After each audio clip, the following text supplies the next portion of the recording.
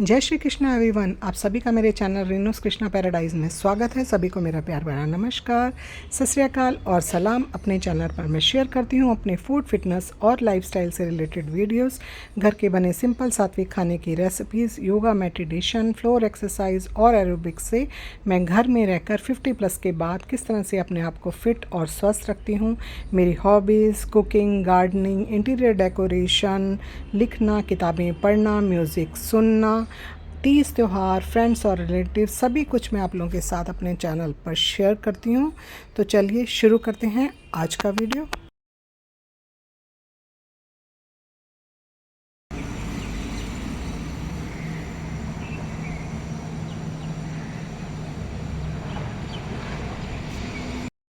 अभी बजे हैं सुबह के 6 और मैं अब आ गई हूँ अपनी बालकनी में और शुरू हो चुके हैं पितृपक्ष श्राद्ध 17 सितंबर से और जो कि 2 अक्टूबर को जाकर संपन्न होंगे।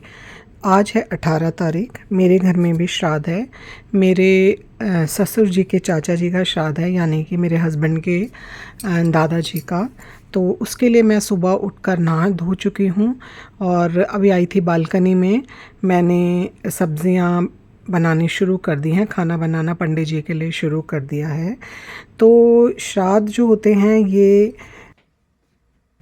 भाद्रपद की शुक्ल पक्ष की पूर्णिमा से शुरू होते हैं और अश्विन पक्ष की कृष्ण पक्ष की अमावस्या को जाकर ये संपन्न होते हैं। ज़्यादातर लोग अमावस्या में श्राद्ध करते हैं। अमावस्या में सभी अपने बुज़ुर्गों को जो जा चुके होते हैं, अपने पूर्वजों के निमित्त श्राद्ध किया जाता है अमावस्या वाले दिन। लेकिन हमारे यहाँ जितने भी हमारे पूर्वज, हमारे बड़ों के श्राद्ध होते हैं, मेरे घर में वो सभी किए जाते हैं। आज है 18 तारीख, तो मैं कर रही हूँ श्राद्ध की तैयारी। तो मैं यहाँ पर बनाऊँगी पंडित जी के लिए आलू गोभी की सब्ज़ी, आलू मटर की सब्ज़ी, पूरी और खीर। यही सब श्राद्धों में बनाया जाता है। सात्विक, पवित्र, बिना प्याज लहसुन का भोजन बनाया जाता है। सब्ज़ी में ज़्यादातर आलू मटर, सीताफल, अरबी और मटर पनीर, छोले, आलू गोभी, इस तरह की सब्ज़ी बनाई जाती हैं। तो अभी मैं उसके लिए पूरी बनाने के लिए आटा तैयार कर रही हूँ। सब्ज़ियाँ बनाने के लिए मैंने गैस पर चढ़ा दी थी। सुबह जब मैं उठी थी तो मैंने खीर मैं बना चुकी हूँ। मैं बहुत जल्दी उठ गई थी, उठकर मैंने खीर तैयार कर ली थी। सब्जियाँ भी मेरी ऑलमोस्ट बन चुकी हैं।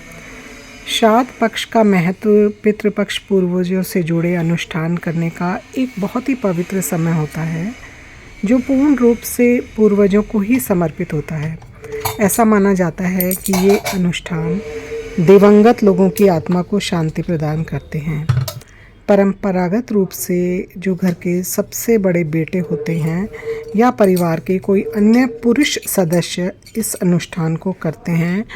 ये शायद ऐसा इसलिए होता होगा कि पहले संयुक्त परिवार हुआ करते थे, तो जो घर के सबसे बड़े बेटे होते होंगे वही इस अनुष्ठान को करते होंगे। और अब लेकिन संयुक्त परिवार नहीं रह चुके हैं, तो सभी अपने घरों में अलग अलग तरीके से इसे करते हैं। इसे करने से पितरों का आशीर्वाद प्राप्त होता है। इसमें ब्राह्मणों को भोजन कराना बहुत पुण्यदायी माना जाता है। पितृपक्ष के दौरान दान करने का विशेष महत्व होता है। पितृपक्ष को श्राद्ध पक्ष के नाम से भी जाना जाता है। दान में आप वस्त्र, मुद्रा, बर्तन, भोजन तो कराना ही होता है और कुछ भी आप दान कर सकते हैं ब्राह्मणों को, या आप गरीब लोगों को भी दान कर सकते हैं। कुछ लोग श्राद्ध के नाम से मंदिरों में भी जाकर दान करते हैं। आजकल लोग अनाथ आश्रम में, वृद्धाश्रम वगैरह में भी जाकर दान करते हैं। ऐसा माना जाता है कि पितृ पूजन से संतुष्ट होकर वो अपने परिवारजनों, अपने प्रियजनों के लिए आयु, पुत्र, यश, वैभव, सुख, धन धान्य का आशीर्वाद देते हैं। ऐसा माना जाता है कि एक दिन के श्राद्ध से ही पितृगण वर्ष भर के लिए संतुष्ट हो जाते हैं। मेरे घर में हमारी परंपरा के अनुसार मेरे हस्बैंड जल, तिल, कुश आदि से श्राद्ध संपन्न करते हैं। गौग्रास निकाला जाता है, कौवे और कुत्ते का भोजन निकाला जाता है और उसके बाद अपनी सामर्थ्य के अनुसार ब्राह्मण को भोजन कराया जाता है। भाद्रपद की शुक्ल पक्ष की पूर्णिमा से प्रारंभ होकर अश्विन कृष्ण पक्ष की अमावस्या तक पितरों का श्राद्ध किया जाता है। ऐसा करके हम अपने परम आराध्य पितरों को श्राद्ध क्रम द्वारा आध्यात्मिक, आदि दैविक, आदि भौतिक उन्नति को प्राप्त करते हैं। तो यहाँ पर जिस तरह से मेरे हस्बैंड अपने पितरों के श्राद्ध का अनुष्ठान करते हैं, उसमें भोजन बनाया जाता है। उसके बाद गौग्रास, कौवे और कुत्ते के लिए ग्रास निकालकर वो संकल्प करते हैं।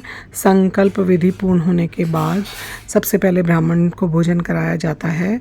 कोरोना के बाद से हम भोजन मंदिर में जाकर देने लगे हैं, क्योंकि बच्चों का ऑफिस होता है और तब से ही हम मंदिर में जाकर ब्राह्मण को भोजन दे आते हैं। इसके अलावा श्राद्ध सभी के घरों में होते हैं, तो कई बार ब्राह्मण देवता अवेलेबल भी नहीं होते, इसलिए हम मंदिर में जाकर के भोजन दे आते हैं। तो यहाँ पर मैं पूरी बना रही हूँ, सब्जियाँ मेरी बन चुकी है, खीर मेरी बन गई है। पितरों का भोजन बहुत ही सात्विक तरीके से स्वच्छता के हिसाब से किया जाता है।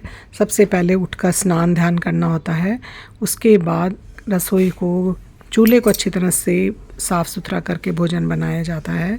तो सुबह उठकर ही सबसे पहला काम मेरा यही होता है और फिर हम लोग 10 बजे तक इस अनुष्ठान से फ्री हो जाते हैं और उसके बाद फिर हम सभी लोग भी भोजन करते हैं। तो यहाँ पे मैंने गौ ग्रास, कौवे और कुत्ते के लिए ग्रास निकाल दिया है।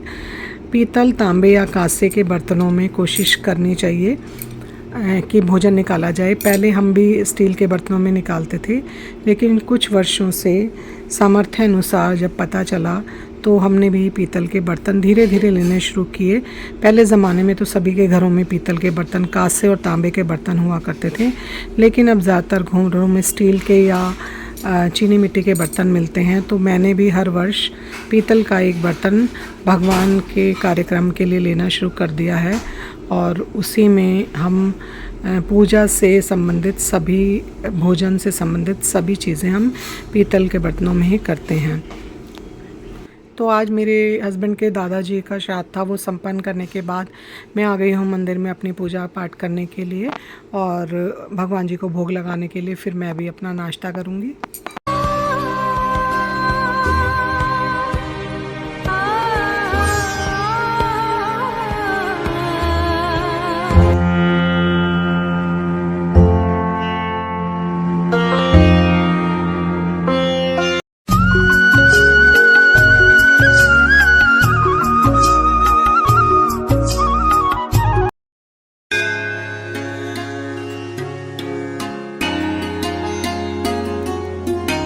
सुख करता दुख हरता वार्ता विघ्नाची, दुर्वे पुरवे प्रेम कृपा जयाची। जीवन की राहों में तेरी जरूरत, ओ मेरे हमदम हर पल रहेगी। जीवन की राहों में तेरी जरूरत, ओ मेरे हमदम हर पल रहेगी।